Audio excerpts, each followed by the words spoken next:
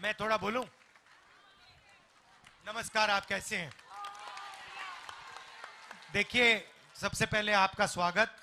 आप यहां आई, गर्मी में आई, दिल से आपका धन्यवाद करता हूं। हिंदुस्तान में अलग अलग लोगों की बात होती है, जात की बात होती है, पिछड़ों की बात होती है, दलितों की, आदिवासियों की, गरीब जनरल कास्ट की, सबकी होती है। मगर एक बात शायद मैंने आज तक नहीं सुनी,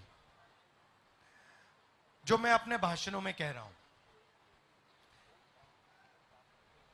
कि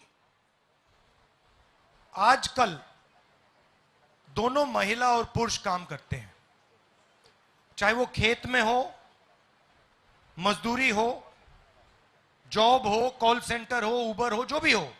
अगर आप देखेंगे, हिंदुस्तान की महिलाएं काम करती हैं और हिंदुस्तान के पुरुष काम करते हैं। बाहर, घर से बाहर जाकर काम करते हैं। उस काम के लिए महिलाओं को भी पैसा मिलता है, पुरुषों को भी पैसा मिलता है। तो वहां कोई प्रॉब्लम नहीं है। वहां यह प्रॉब्लम है कि बड़ी बड़ी कंपनियों में महिलाओं को कम जगह मिलती है, पुरुषों को ज्यादा मिलती है। मगर पैसे का वहां पे कोई प्रॉब्लम नहीं है। मगर फिर जब शाम को पुरुष वापस आते हैं और आप घर में वापस आती हैं, तो फिर आपकी दूसरी शिफ्ट चालू होती है। मतलब आप बच्चों को पालती हो, वो बीमार होते हैं तो उनकी देखभाल करती हो, खाना पकाती हो, उनके भविष्य के बारे में सोचती हो, पैसे बचाती हो, और इसके लिए आपको कभी कुछ नहीं दिया जाता है। ये आप एक प्रकार से फ्री में काम करती हो। शायद आप में से भी ऐसी महिलाएं हो जो इसको बात को एक्सेप्ट ना करे, माने ना। मगर सच्चाई है कि अगर हिंदुस्तान के पुरुष 8 घंटे काम करते हैं तो आप 16 घंटे काम करती हो। और ये जो एक्स्ट्रा 8 घंटा है, जो आप पूरी जिंदगी काम करती हो, जो आपके हाथ जलते हैं, बीमार होती हो, इसके लिए आपको कोई कॉम्पेंसेशन कभी नहीं देता है। पहली बात यह है। दूसरी बात कि अगर महिला को 1000 रुपए दिए गए और पुरुष को 1000 रुपए दिए गए, तो उनका सोचने का तरीका, खर्च करने का तरीका बिल्कुल अलग है। अगर आप पुरुष को 1000 रुपए दोगे, वो उसको एकदम खर्च कर देगा। अगर आप महिला को 1000 रुपए दोगे, वो उसको बचाएगी, बच्चों के बारे में सोचेगी, लंबा सोचेगी, उनकी पढ़ाई के बारे में सोचेगी, प्लानिंग करेगी। तो आपको पैसा नहीं मिलता, मगर आपकी जो फाइनेंशियल सोच है वो बेहतर है, पुरुषों से वो बेहतर है। कहना नहीं चाहिए, मगर बहुत सारे परिवारों में अगर आप पुरुष को पैसा दो, वो शराब पी लेते हैं। तो ये फर्क है महिलाओं और पुरुषों में। तो इस बार हमने एक बात सोची है कि ये जो आपके एक्स्ट्रा 8 घंटे हैं, इसके लिए सरकार आपको कॉम्पनसेशन पैसा दे। हम नहीं चाहते कि आप ये काम फ्री में करो, तो इसलिए हम महालक्ष्मी योजना लाए हैं। महालक्ष्मी योजना 8,500 रुपए हर महीने, 1 लाख रुपए साल के हिंदुस्तान के सबसे गरीब महिलाओं के बैंक अकाउंट में जाने वाला है।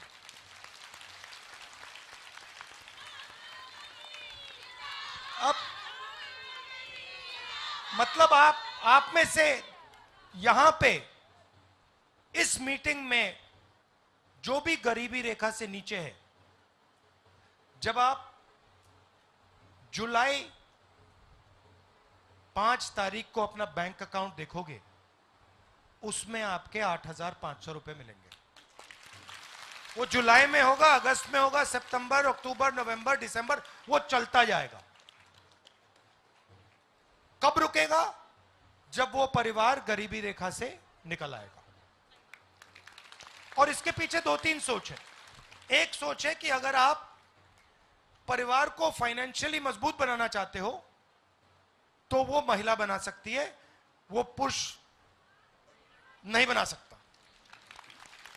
एक्सेप्शंस हो सकते हैं, मगर अगर आप नॉर्मल तरीके से देखें तो महिला बना सकती है, पुरुष वो काम नहीं कर सकता। पहली बात। दूसरी बात, आप फ्री में काम करती हो, सरकार ये नहीं चाहती है कि आप फ्री में काम करो। और तीसरी बात, अगर हमने महिलाओं को पैसा दिया तो वो दूरदृष्टि से सोचेंगी, फाइनेंशियल अवेयरनेस के साथ काम करेंगी और परिवार को ज्यादा फायदा होगा। ये एक योजना है। दूसरी योजना, जो नरेंद्र मोदी जी ने महिला रिजर्वेशन की बात की, पार्लियामेंट में धूमधाम से उन्होंने मतलब महिला रिजर्वेशन बिल पास किया और फिर कह दिया कि भैया इसको हम 10 साल बाद लागू करेंगे। सर्वे होगा, सर्वे के बाद 10 साल में हम लागू करेंगे। सर्वे नहीं करेंगे, सर्वे होगा ही नहीं। 10 साल छोड़ो, वो 20, 25, 30 साल, 50 साल में नहीं होने वाला। और इसके पीछे सोच है। देखिए, उनका सबसे बड़ा संगठन है आरएसएस। आप जानते हैं कि आरएसएस में महिलाओं को लेते ही नहीं है, वो महिला अंदर ही नहीं जा सकती। तो ये इनकी सोच में बहुत गहरा घुसा हुआ है कि महिलाओं को सेकंड क्लास सिटीजन रखना है। तो दूसरा काम हम करेंगे, जो उन्होंने कहा कि 10 साल बाद वो रिजर्वेशन देंगे, हम एकदम आपको रिजर्वेशन दे देंगे, लोकसभा, राज्यसभा, विधानसभा। और मैनिफेस्टो में हमने ये भी लिखा है कि सरकारी नौकरियां जो हैं, पब्लिक सेक्टर में, सरकारी ऑफिसेज में, अस्पतालों में, कॉलेजेस, यूनिवर्सिटीज में 50% महिलाओं के लिए रिजर्व होगी। क्योंकि हम सोचते हैं कि जब तक महिलाओं को भागीदारी नहीं मिलेगी, चाहे वो राजनीति हो, कॉरपोरेट इंडिया हो, पब्लिक सेक्टर हो, जुडिशरी हो, जब तक महिलाओं को भागीदारी नहीं मिलेगी तब तक ये देश प्रगति नहीं कर सकता है। ये हम इस बात को एक्सेप्ट करते हैं, मानते हैं और इसके साथ हम आगे चलते हैं। तो ये चीजें हम आपके लिए करने जा रहे हैं। यहां मनरेगा तो यहां चलता नहीं है, मगर मनरेगा में आज 250 रुपए मिलते हैं। महिलाएं काफी मनरेगा का काम करती हैं, उसको हम 400 रुपए करने हैं। और जो आशा और आंगनवाड़ी में महिलाएं काम करती हैं, उनकी आमदनी को हम दुगना करने जा रहे हैं। मगर यहां मैं आपसे कहना चाहता हूं, सबसे जरूरी चीज है कि हमें महिला विधायक, सांसद, मंत्री, हमें ये चाहिए। तो आपको नहीं, क्योंकि जब तक हम एमएलएज नहीं लाएंगे, एमपी नहीं लाएंगे, तब तक आपकी आवाज नहीं पहुंचने वाली। सीधी बात है। तो आपको प्रधानी में जगह मिल गई है, अब हम आपको राज्यसभा, लोकसभा, विधानसभा में जगह देंगे। और फिर 50% हम चाहते हैं कि 50% महिला हो उसके अंदर। क्योंकि मैं जानता हूं कि आपकी आवाज दबाई जाती है, घर में दबाई जाती है, समाज में दबाई जाती है, सड़कों में आपको डराया जाता है। और इसको बदलने का यही तरीका है कि महिलाओं को भागीदारी मिले और महिलाएं दिखाई दें सब जगह। तो ये मैं थोड़ा सा आपको बताना चाहता था। अब आपके कोई सवाल हो उदित राज जी से, मुझसे, या आप कुछ कहना चाहती हैं, आप खुल के कहिए। नहीं, आप कह रही हैं वो हो गया खत्म, मैंने बोला नहीं।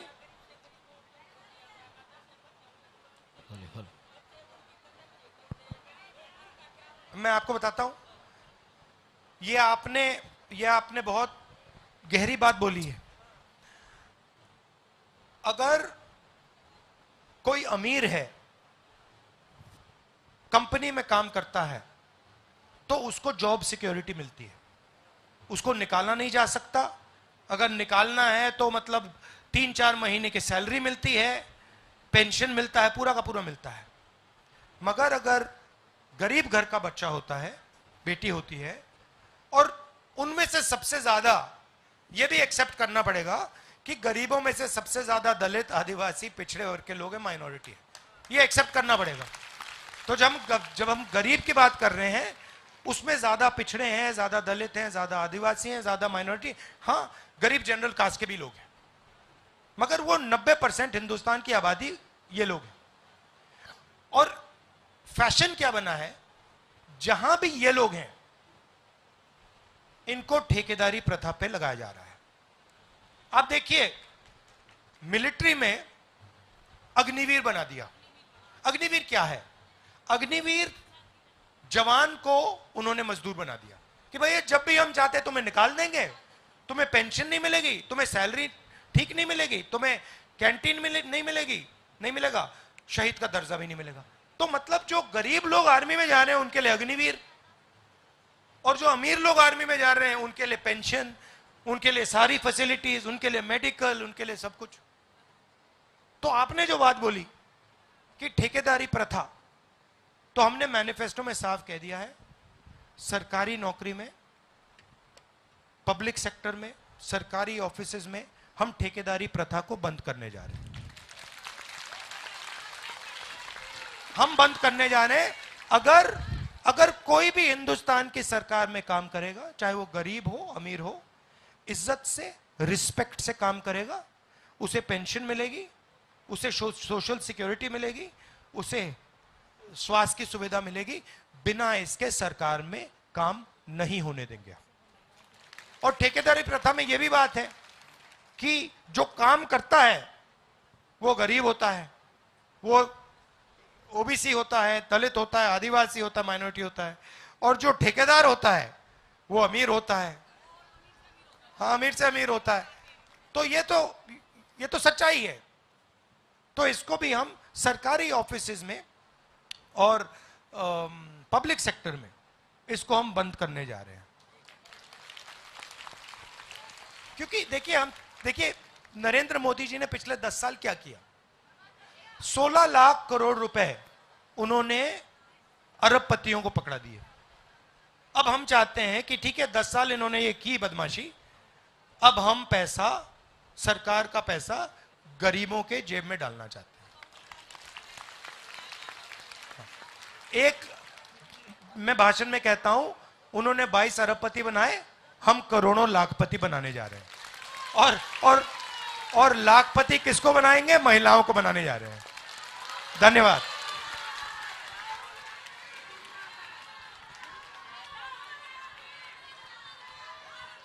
कोई सवाल करना चाहते हैं? सुझाव, कोई सुझाव? आप सुझाव? हाँ क्या नाम है? हाँ बताइए भाई। राजकुमारी जी कंडक्ट करिए आप। भैया कुछ महिलाएं हैं जो बहुत परेशान हैं, गरीब हैं, जो रेहड़ी लगाती हैं, कोठियों में काम करती हैं, वो आपसे कुछ बात करना चाह रही हैं। गुरमीत कौर।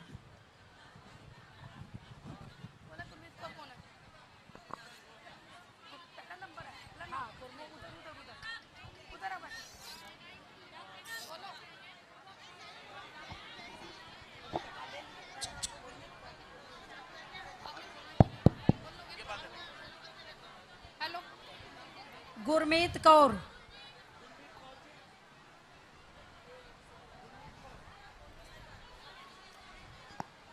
गुरमीत कौर।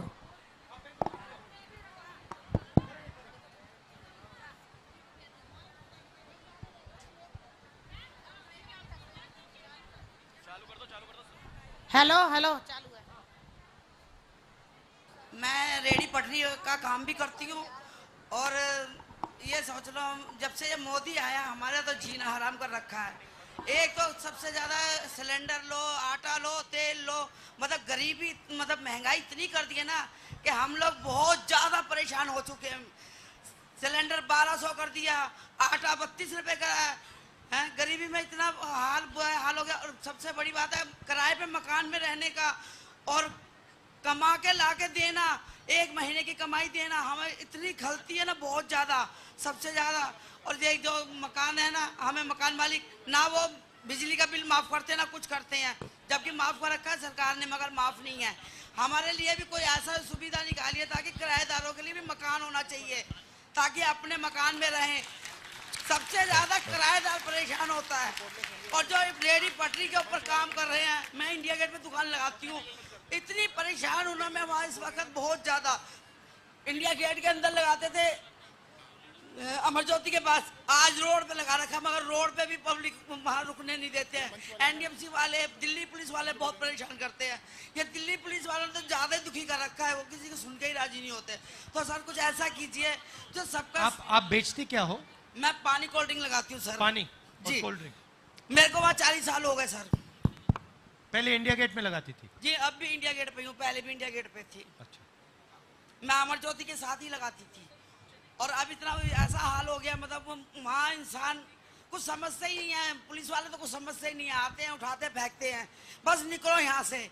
वहाँ का ऐसा जो है बहुत दुखी करता है। वो नया थाना बना दिया, वहाँ परेशानी कर रखी है, बहुत दुख है वहाँ पे। तो कुछ ऐसा कीजिए जो हमारी भी समस्या का समाधान हो सके। ठीक है। और जब मकान किराए जो है ना, इसका भी जरूर कीजिएगा ताकि हमें परेशानी ना होनी। ठीक है। बहुत लाखों आदमी परेशान है इस चीज से। भैया एक महिला और हैं जो बहुत परेशान है, आपसे बात करना चाह रही हैं, स्वभावती।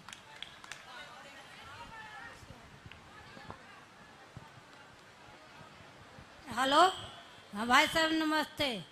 मैं रेडी पटरी वाली हूँ, मैं परेशान बहुत हूँ, मेरे को परेशान करते हैं। मेरा लड़का पढ़ा लिखा है मगर कोई नौकरी वोकरी नहीं है। अब मेरे को बहुत परेशानी है, टॉयलेट घर भी साफ नहीं होता, न कुछ भी होता। आप कहाँ बेचती हैं?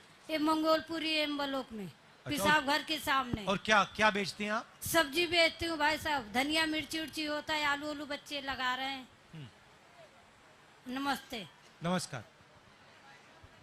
भैया एक मंजू है, वो आपसे गुहार लगा रही हैं आपसे कुछ बात करने के लिए।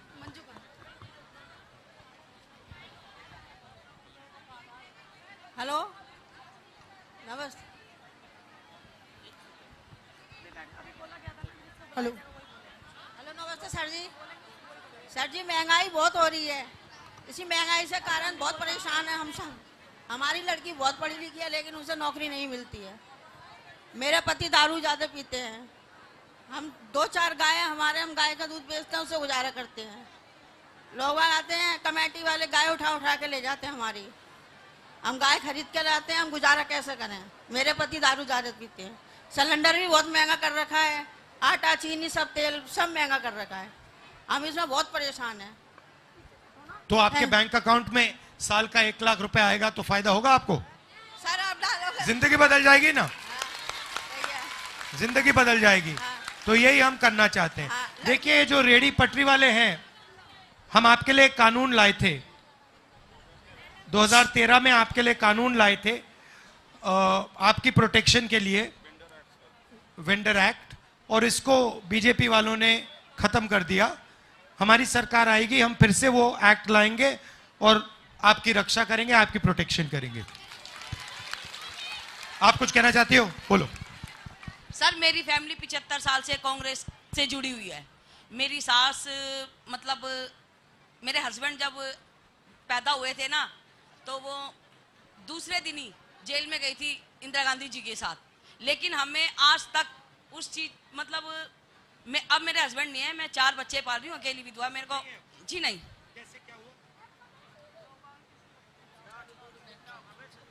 क्या हुआ? कैसे हुआ?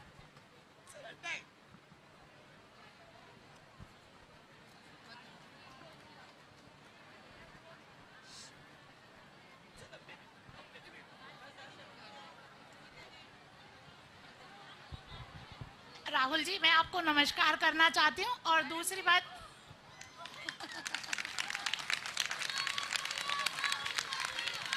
भैया राहुल गांधी।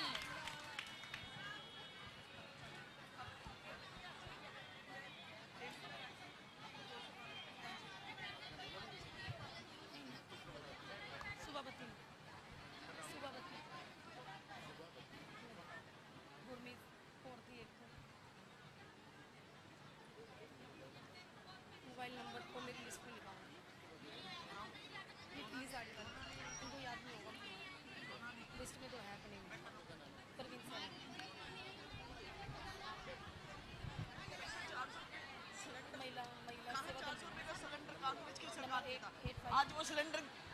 कहाँ कांग्रेस की सरकार में 400-300 रुपए सिलेंडर था, 350, अब वो 1100 रुपए का है। लेकिन इलेक्शन के टाइम पे 200 रुपए घटा के वोट के चक्कर में 900 रुपए कर दिया, सिर्फ वोट के चक्कर में। अब वही सिलेंडर इलेक्शन के बाद 1500 रुपए होगा। बताइए कहाँ से मैं खरीदूंगी, कहाँ से बच्चे पालूंगी? 4 बच्चे पढ़ने वाले, मेरी छोटी बेटी 6 साल की। मेरी जिम्मेदारी। वो बोलिए ना, क्या नाम है अभी, मंजू।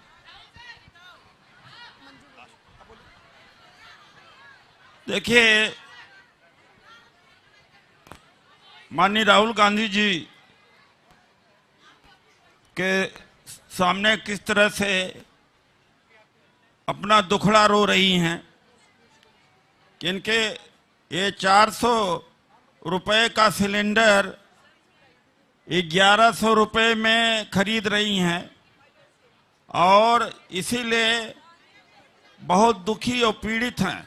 कितनी महंगाई है आप जानते ना, 400 रुपए का जो सिलेंडर हुआ करता था, अब ये सिलेंडर 1100 रुपए में हो गया है।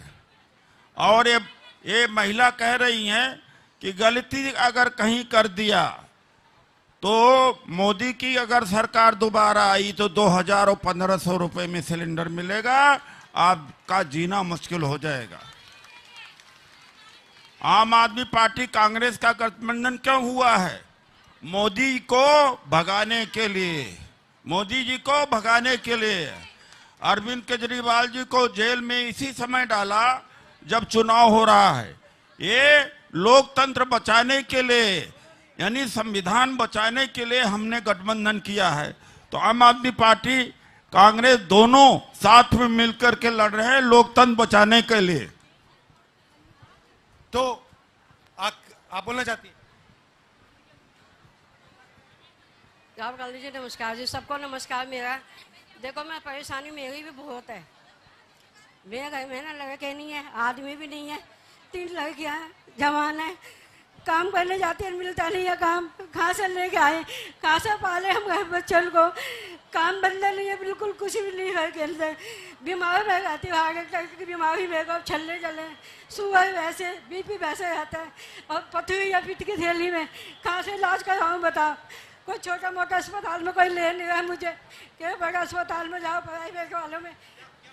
पथरी है, हार्ट की बीमारी है, छल्ले चले, और वो है, शुगर है, बीपी है, बहुत परेशानी। इनको सर हार्ट की बीमारी है, शुगर है, बीपी है, और कोई इलाज नहीं करेगा। मैं आपका नाम नंबर ले लूंगा, और जैसे 25 मई के बाद में मैं वैसे ही इलाज कराता रहता हूँ लोगों को। बालाजी में जाओ, बालाजी तो पैसे वालों के लिए, मेरे गरीबों के लिए थोड़ी ना। नहीं, मैं सरकार में कराऊंगा आपको।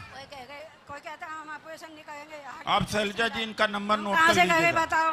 3 प्रिया जी लड़की इनका नंबर जवान है नोट कर मेरी, लीजिएगा। मैं कहाँ से करूँगा? पता कोई खाने कमाने वाला कोई नहीं है, आदमी खत्म हो गया।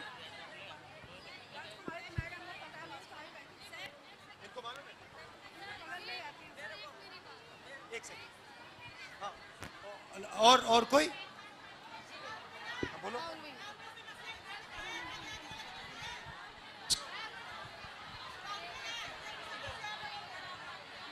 पहले मैं बोलूँगा।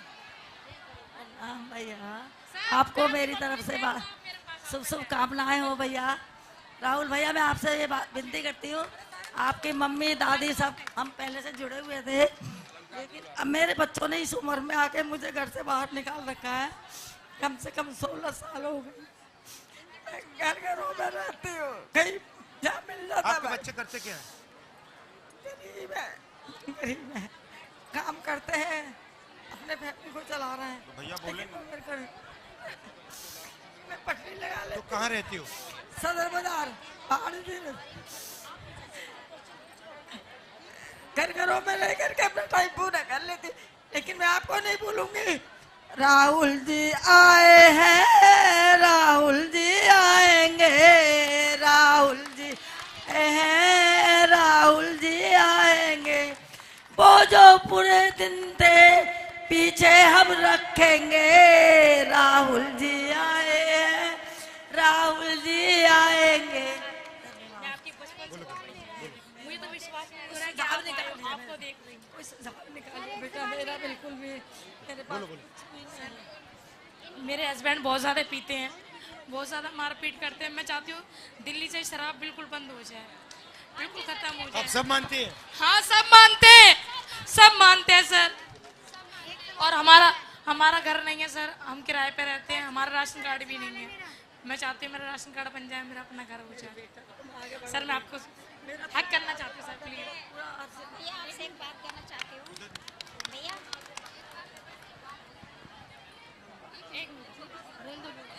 नमस्ते सर। अभी भैया मेरी अगली भी मीटिंग है। हाँ जी सर। सर कर्जे के ऊपर एक सवाल है आपसे। कर्ज के ऊपर पूछने दें। हेलो सर, मुझसे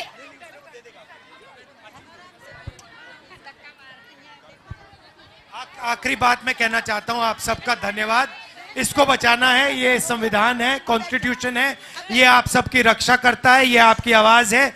बीजेपी इसको खत्म करने की कोशिश कर रही है, इनके खिलाफ लड़ना है और इसको बचाना है। आप सबका दिल से धन्यवाद। अभी करता हूं, एक सेकंड खत्म करने दो। यहाँ पे दिल्ली में 4 सीटें आम आदमी लड़ रही है। एक कर्जा माफ